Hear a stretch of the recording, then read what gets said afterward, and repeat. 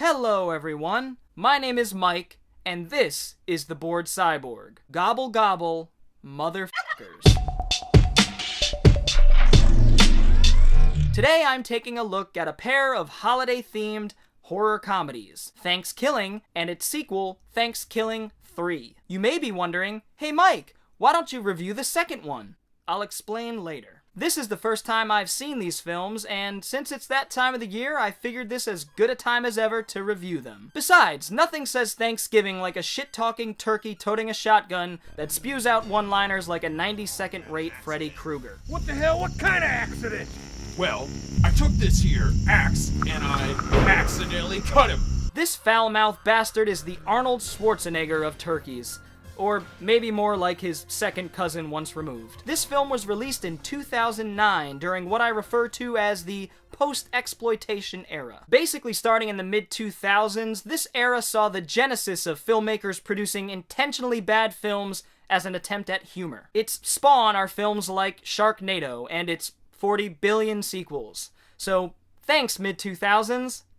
It was an era where fans of real low-budget and unintentionally poorly produced exploitation films were inspired to make their own no-to-low-budget, deliberately awful films as homage, always with some sort of hook. Obviously, the hook in Thanksgiving is its plethora of memorable characters, as well as its, okay, it's the scene-chewing, shit-talking, cigar-chomping turkey puppet. ThanksKilling starts off promising enough and then slips and slides its way to Boredom Central, a place where all your hopes and dreams are flushed down the shit catcher. The film grabs your attention immediately with a close-up of a titty. Bare-breasted pilgrim lady runs through a forest in the olden days with something hot on her trail. What could it be? In a scene that feels like it was over before it began, Turkey, our antagonist killer turkey, axes and serves up his first victim. Nice tits, bitch. I was on board as the synth-heavy 2008 hip-hop theme song with echoey turkey gobbles permeated my living room. Then we're transported to present day, and I felt like I was watching one of the later seasons of Boy Meets World all of a sudden.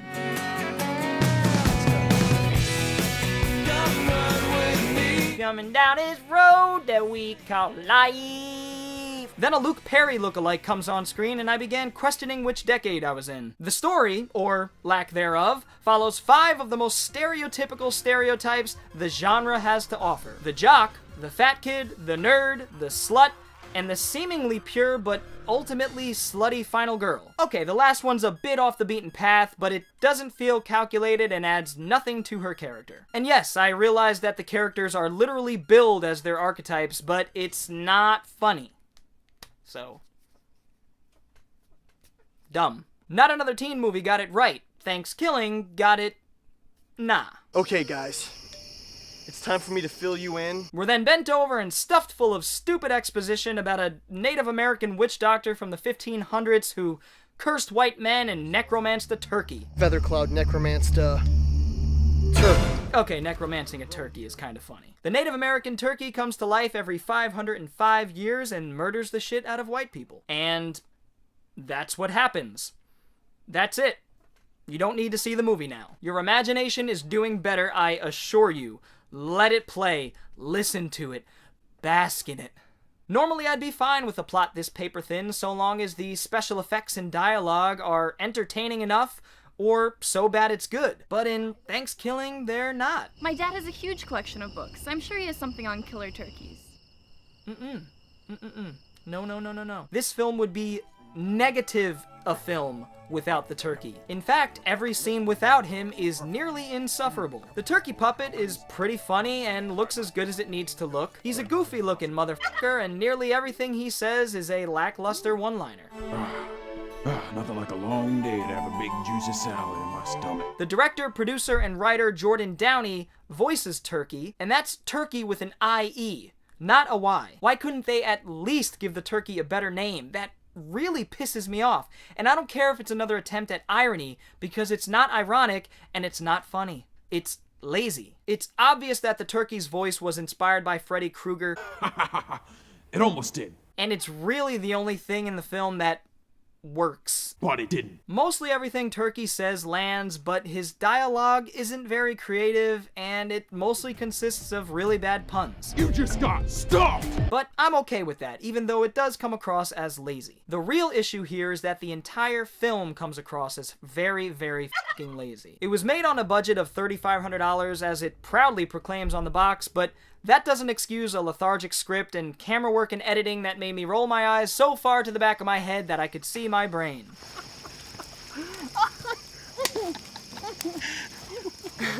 The thing is, the filmmaker disguises all of the laziness as irony and presents it as humor. He uses convenience as a joke. But it's not funny. It's...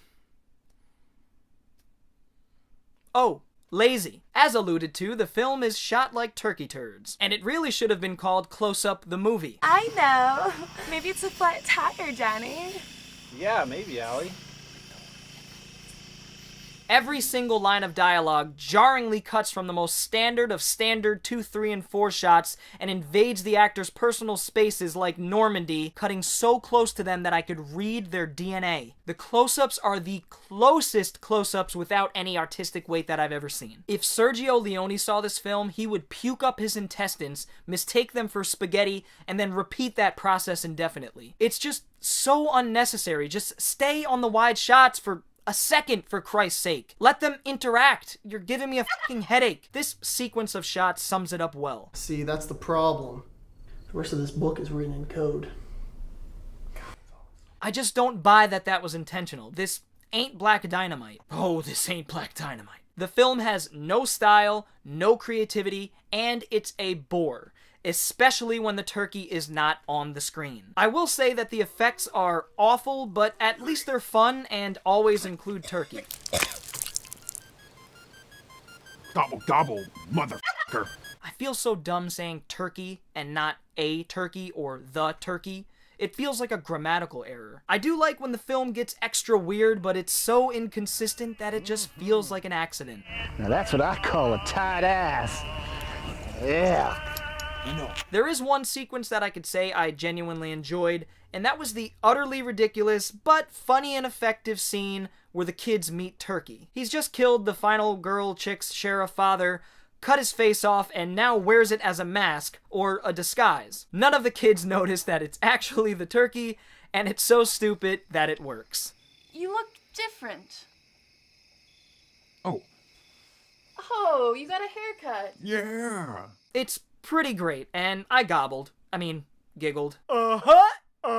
If only the rest of the film maintained this level of blatant stupidity to the point that it was actually funny. But it doesn't. Do I sound like a broken record yet? Shit, the 5-minute blooper track was so much funnier than the film itself. I know what you're all thinking. Mike, you shouldn't be so harsh on a film about a talking killer turkey. But f*** that. I've seen a film called Space Zombie Bingo and was infinitely more entertained. I'm confident that watching the elderly play bingo would be more entertaining. The fact of the matter is, a low budget doesn't excuse a lack of creativity. You could still choose creative angles, cut the film in an interesting way, and spruce up the dialogue, all without a budget. Okay, maybe he could have used some help writing the script. Wait a minute. This film was written by 5 separate human beings? Wow. Never mind. Ultimately, I was bored, and the film is only an hour long. An hour too long. I was relieved when it ended. I'm pissed. And that leads me to its Kickstarter-funded sequel, ThanksKilling 3. That's right, you get a 2-for-1 special with a biscuit today. A shit biscuit with gravy. Yeah! Oh boy. Whoosah. Whoosah. I have to be upfront here. This isn't gonna be much of a review because reviewing this film would be acknowledging it as a work of art. It'll be more like me trying to rationalize its existence. This film made me question the First Amendment. I don't even know where to start, so I'll just start from the top. The film opens up once again with a titty. The same titty, in fact, as far as I can tell. Gotta use that gag again because it was so hilarious in the first film. The plot of ThanksKilling 3 follows Turkey trying to locate a copy of ThanksKilling 2. You see, before ThanksKilling 2 was released, it was hailed as the worst movie ever, canned, and then all of the copies were thrown into the desert and burned. That sounds familiar. So the director stole the true story of the E.T. Atari game that suffered the same fate. Okay. This is about the time I started tuning the film out and focused on more important things like clipping my nails and doing my laundry later. It was really starting to stink. I have to say, I did try, but I wasn't paying attention throughout the majority of the film. But I am fucking positive that I missed nothing. I sat on my couch in utter amazement and pondered how the poor souls that funded this piece of shit felt about their fatal decisions. I felt like putting the first one on again, and I hated the first one. Scratch that. I thought I hated the first one. But after watching this, I realized I should have reserved that word for ThanksKilling 3. It's a strong word. Yes, this sequel does have a bigger budget, but you could cake on as much makeup as your little heart desires, but underneath is still a pulsating, pus-filled pimple ready to go. It has things that resemble cinematography, editing, lighting, and special effects, but none of it matters. It also has men wearing 18th century wigs for no reason, puppets coexisting with humans with no explanation, a rapping, foul-mouthed puppet granny who continuously touches her vagina, then sniffs her fingers.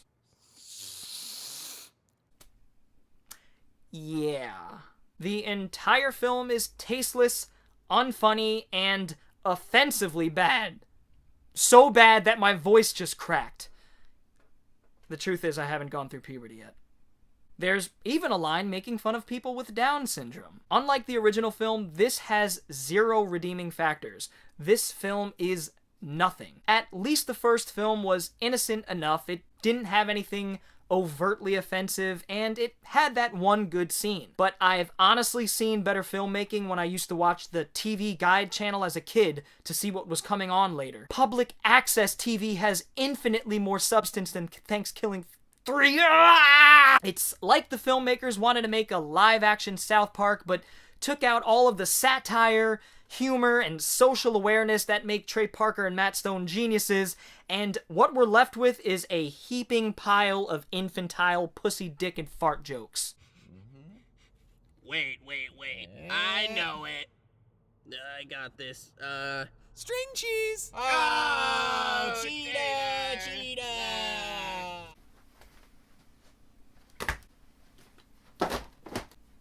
Oh, sorry, I was trying to look for the humor in that. Couldn't find it. I literally made funnier skits than this when I was 8 years old, even younger. I will prove it. Joe Bob's alarm system is the best. It'll keep your house nice because nothing will come in. All you have to call is 222-5932. It is the best. Jump to Slim Jim!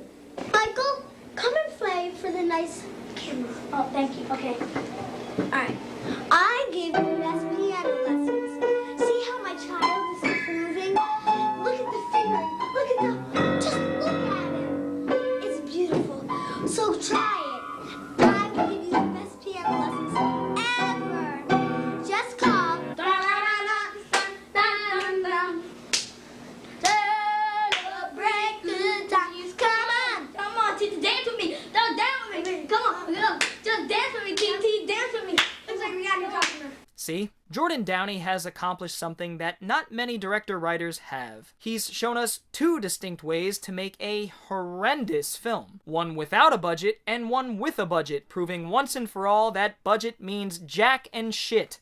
And Jack left town with Jill and tumbled down the hill, then shit themselves. In fact, the film with a budget was somehow even worse. It pisses me off so much that $100,000 could have gone to a good cause of some sort, or even divvied up between a collective of more creative 7-year-old filmmakers. No joking here, while the film was playing, I posted this fucking DVD set on eBay. That's me, Michael T. Valentine, and 4388 is my birthday. I also took the time during the film's climax to dust some of my appliances. They really needed it. Thanks, ThanksKilling, for killing my Thanksgiving before it even started. To end this review, I want to share with you all a few things that I am grateful for in this moment. I am thankful for these movies being over.